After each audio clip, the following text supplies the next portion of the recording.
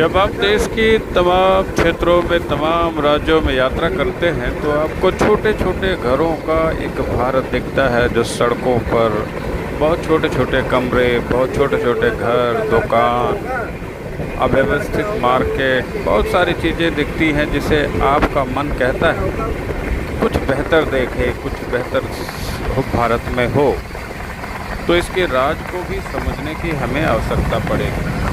इसके राज हैं, आपको भारत यदि बढ़ता हुआ विकसित भारत देखना है तो उन कारणों का सही समझ होनी आवश्यक है। देखिए, भारत आपका विकसित भारत भी है, अविकसित भारत भी है,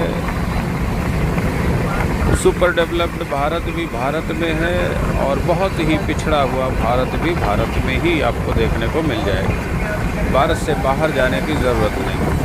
अब हम जब मार्केट्स में, रोड्स पर, हाईवेज़ पर यात्रा करते हैं तो हमें बहुत छोटे छोटे घर, गरीबों की बस्तियाँ, बहुत सारी चीज़ें देखने को मिलती हैं। अब इसका कारण क्या है? इसका कारण ये है कि भारत में 95% लोग कारोबार नहीं करना चाहते, व्यापार नहीं करना चाहते, कंपनियां नहीं खोलना चाहते, सिर्फ रोजगार के लिए नौकरी ढूंढते हैं। आप नौकरी से समृद्ध संसार का निर्माण नहीं कर सकते हैं जब तक कि आप व्यापारिक गतिविधियों में, औद्योगिक गतिविधियों में ना लगें।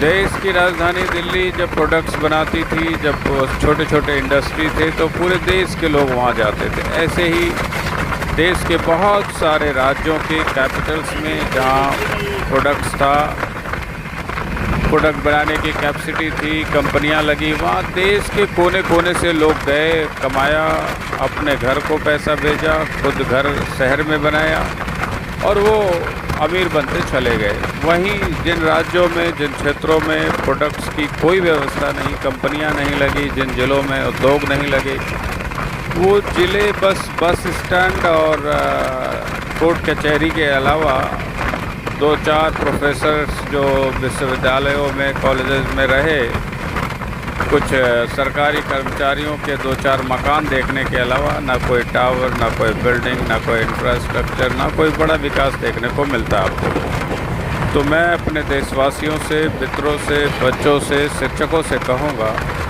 अब ये देश की आवश्यकता है कि देश को औद्योगिक क्रांति की तरफ, उद्योगों की तरफ, बच्चों को व्यापार की तरफ, कारोबार की तरफ, नए नए उत्पाद, फैक्ट्री की तरफ